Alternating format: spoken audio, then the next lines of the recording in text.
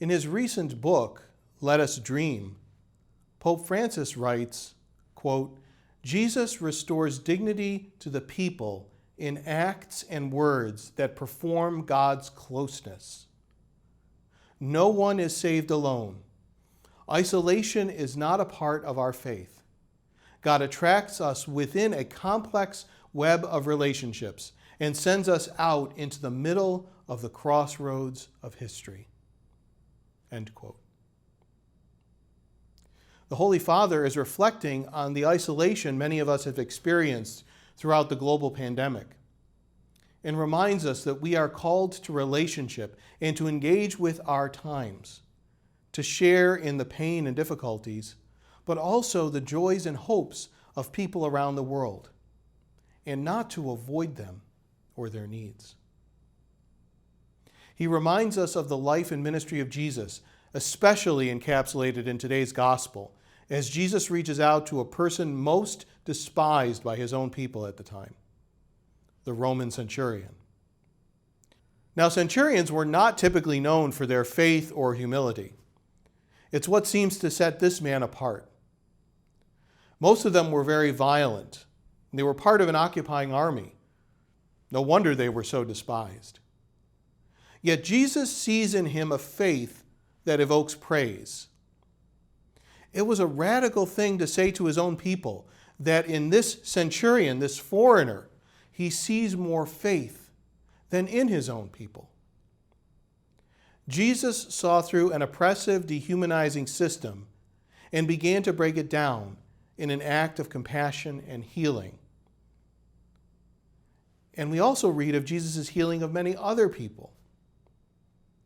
As we hope and pray our nation and world may emerge fully from the pandemic, we have renewed appreciation for that quotation from the prophet Isaiah that reminds us how Jesus' ministry has taken away our infirmities and carried our diseases and pains. Perhaps we may also call to mind or pray for those who have helped bring healing and care to the sick over the past year. Nurses, doctors, scientists. I would also add chaplains, priests, ministers, lay ministers, and so many others who have also tended to the spiritual needs of the sick and dying, and all of us as we have moved through these hard months. Let us give thanks for all of them who, like Jesus, responded to needs at the crossroads of history, as the Pope said. Today's readings also remind us that God's abundant care and mercy often come to us in unexpected forms. Like an unexpected child in old age, as for Abraham and Sarah, or a chance encounter, a friendship renewed after a long time, reawakened faith, or when we see things in our society or world changing for the better, even in small ways. After all, who at the time would have thought that the child born to Abraham and Sarah would become the spring of life for the Jewish people, and spiritually for us as Christians as well?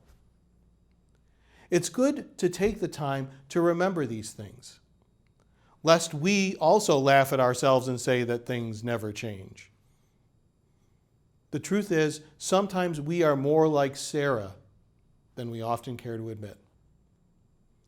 But Pope Francis reminds us that what allows us to experience that newness is to be present to people in their lives and to respond to their needs in the same way Christ has responded, in abundant care and love, just as he shared in the love poured out from the Father.